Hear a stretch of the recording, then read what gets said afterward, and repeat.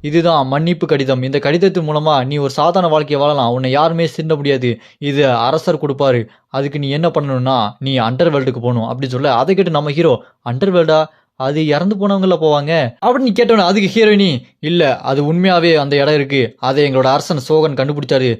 சிஞ்சக்கின்னு ஒரு ஐஸ்லாண்டு. அந்த ஐஸ்லாண்டு தான் இந்த எலிக்சர் ஆஃப் லைஃப்னு ஒண்ணு இருக்கு. அத சாப்பிடுறது மூலமா சாகா வரம் கிடைக்குது. அந்த தீவு இருக்கிற இடம் தெரிஞ்ச உடனே எங்களோட அரசன் சோகன் நெறைய பேர் அனுப்பி வச்சாங்க. அவங்க போய் அந்த இடத்த பார்த்து திரும்ப வந்தாங்க. ஆனா அவங்க சாதாரணமா வரல. அவங்க உடம்பு ஃபுல்லா ஒரே பூக்களா முளைச்சிட்டு இருந்தது. அத பார்த்து எங்களோட சோகன் அரசன், அது கண்டிப்பா அங்க இருக்கிறதுக்கு அதிக வாய்ப்பு இருக்கு. அந்த எலிக்சர் ஆஃப் லைஃப் எனக்கு வேணும். அதுக்காக நான் இப்போ ஒரு கட்டளை பிறப்பிக்கிறேன். மரண தண்டனை யாருக்கெல்லாம் குடுத்துருக்காங்களோ, அவங்கலாம் இங்க போய் அந்த எலிக்சர் ஆஃப் லைஃப கண்டுபிடிச்சு எனக்கு கொண்டு வாங்க. யாரு கொண்டு வரீங்களோ, அவங்களோட அந்த மரண தண்டனைய நான் ரத்து பண்ணி சுதந்திரமா வாழ விடுவேன்." அப்படின்னு ஒரு கட்டளை இட்டிருக்காங்க. அதுக்காக தான் நான் மரண தண்டனை இருக்கிற எல்லாத்தையுமே தேடி தேடி கூட்டு போயிட்டு இருக்கேன். இப்ப நான் உனக்கும் ஒரு வாய்ப்பு குடுக்குறேன். ஆனா நான் உன்னோட ஒய்ஃப பத்தி கேள்விப்பட்டேன். அவ உன்ன பத்தி நெனச்சுக்கிட்டு வீட்ல காத்துட்டு இருக்காளாம். நீ போய் அவள பார்க்கணுமா வேண்டாமா? அப்படின்னு கேட்டோனே, அத கேட்டு நம்ம ஹீரோ ஒரு மாரி யோசிச்சுக்கிட்டே இருப்பான். இந்த பக்கம் இந்த உடுக்கவாயன் நம்ம ஹீரோயினி கிட்ட, "ஏம்மா என்னம்மா வந்து இவன கொல்லுவன்னு பார்த்தா இவன கூட்டிட்டு போறேன்னு சொல்ற? அதெல்லாம் கூட்டிட்டு போக முடியாது. அரசர் சொன்னாருன்னா இவருக்கு என்ன தெரியவா போகுது? மரண தண்டனை கைதி தானே இவன். போட்டு தள்ளிட்டு போம்மா. அதெல்லாம் இவன விட முடியாது." அப்படி சொன்னோனே,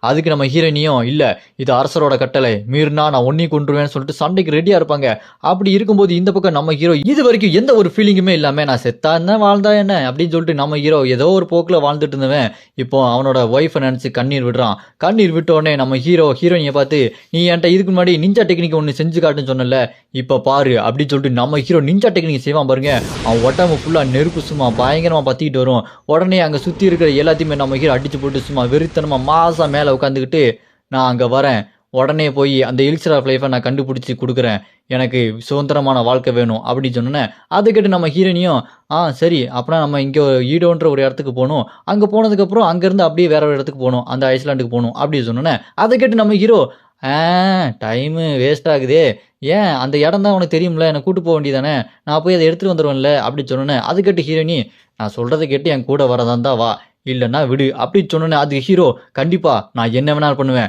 என் ஒய்ஃப் கூட நான் கண்டிப்பா சேர்ந்துருவேன். எனக்கு சுதந்திரம் வேணும்." அப்படி சொல்லிட்டு அட்டாக் அண்ட் டைட்டன் இறந்த மாதிரி நம்ம ஹீரோ மாசா கத்துவாரு. இதோட இந்த எபிசோடு இங்க முடியுது. இந்த எபிசோடு பிடிச்சா மறக்காம லைக் பண்ணி சப்போர்ட் பண்ணுங்க. இதே மாதிரி நம்ம அனிமி ஃப்ரீக் சேனல்ல தொடர்ந்து புது புது அனிமையா போட்டுக்கிட்டே இருப்போம். உங்களோட சப்போர்ட் எங்களுக்கு ரொம்பவே முக்கியம். உங்க சப்போர்ட் இல்லைன்னா என்னால ஒண்ணுமே பண்ண முடியாது. உங்களுக்கு அடுத்த எபிசோடு வேணும்னு நினைச்சீங்கன்னா கமெண்ட்ல அரைஸ் அப்படின்னு கமெண்ட் பண்ணுங்க.